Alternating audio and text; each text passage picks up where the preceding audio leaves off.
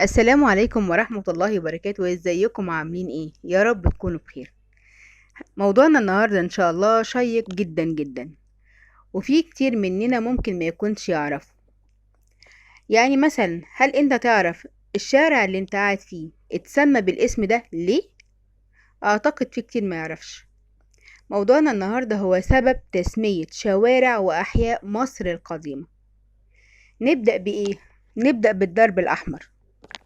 اسم المنطقة بيرجع لحادثة مذبحة القلعة الشهيرة بعد قتل محمد علي لكل المماليك في ذلك الوقت، ويقال أن المنطقة امتلأت بالدم واستغرقت فترة طويلة للتخلص من آثاره، ولذلك أطلق عليها الدرب الأحمر.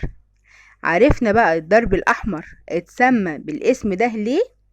طيب ندخل بقى على اللي بعده.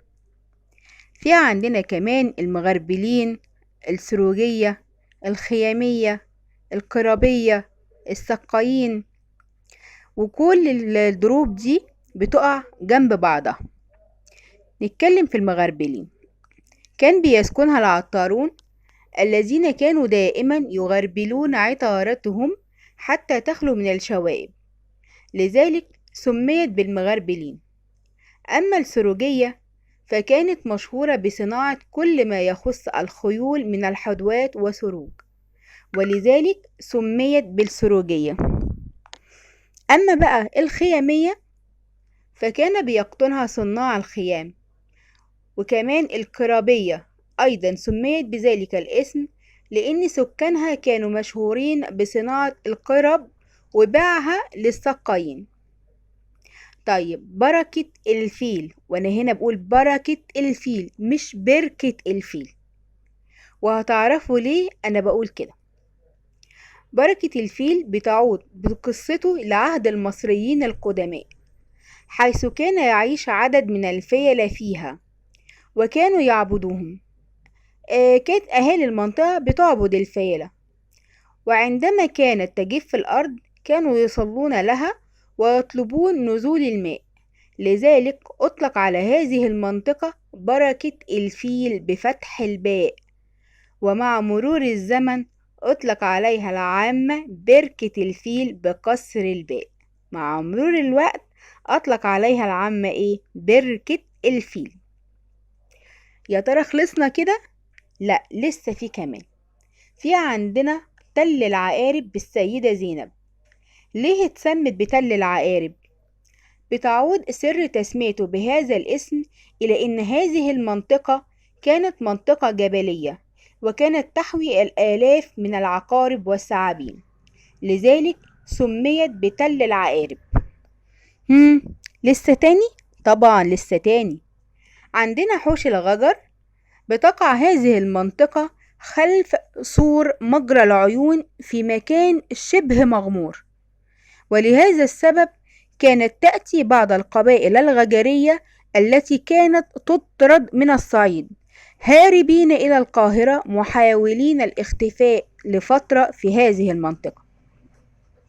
في كمان ضرب المهابيل.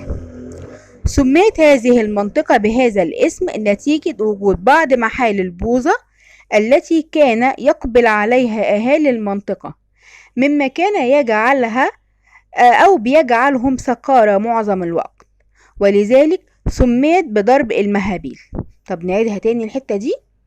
ضرب المهابيل سميت هذه المنطقة بهذا الاسم نتيجة وجود بعض محال البوظة التي كان يقبل عليها أهالي المنطقة، مما كان يجعلهم سكارى معظم الوقت، ولذلك سميت بضرب المهابيل.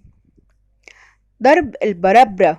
احنا عندنا في مصر في مكان اسمه ضرب البربرة، وده للي بيشوفوا الفيديو وهم مش مصريين، تمام؟ لكن احنا كمصريين عارفينها. طيب نرجع لسر تسمية ضرب البربرة بهذا الاسم. سميت بهذا الاسم نتيجة نوعية سكانها من البربرة، سواء من بعض الدول القريبة أو أفريقيا، وكانوا يتسمون بالفقر الشديد، وكانوا يعملون بالخدمة عند أهالي حي ضرب الأغوات، والذي كان يسكنه الأغوات ومعظم رجال البلاط الملكي. كده عرفنا ضرب البرابرة اتسمى بالاسم ده ليه.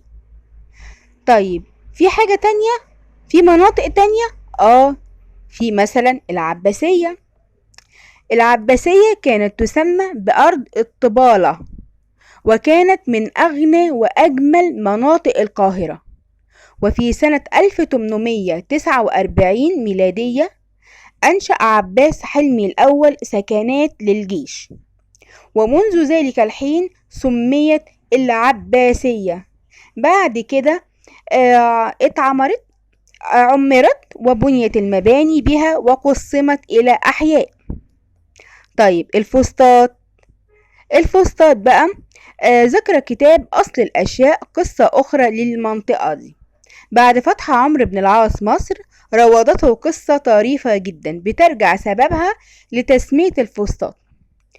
عندما قرر المسلمون الرحيل وجدوا عش يمامة على فسطاط خيمة عمرو بن العاص، فأمر الجنود أن يتركوها، ومنذ ذلك الوقت سميت بالفسطاط، وبني بها أول مسجد في أفريقيا وسمي باسم عمرو بن العاص. حاجة تاني في خان الخليلي. خان الخليلي اتسمى بهذا الاسم نسبة لمؤسسه الأمير جريكس الخليلي، وهو أحد أمراء السلطان برقوق. ويضم خان الخليلي ومساجد ومعالم أثرية وأسواق، ويقع فوق مقابر الخلفاء الفاطميين سابقا. حلوان ذكر في كتاب أصل الأشياء أيضا أن حلوان أنشأها عبد العزيز بن مروان سنة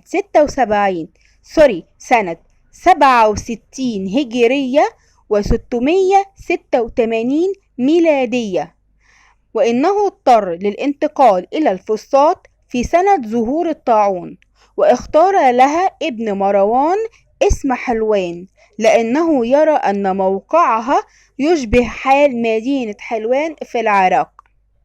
العجوزة أحد أحياء الجيزة، تعود تسميتها إلى نزل هانم بنت سليمان باشا الفرنساوي مؤسس الجيش المصري بعهد محمد علي.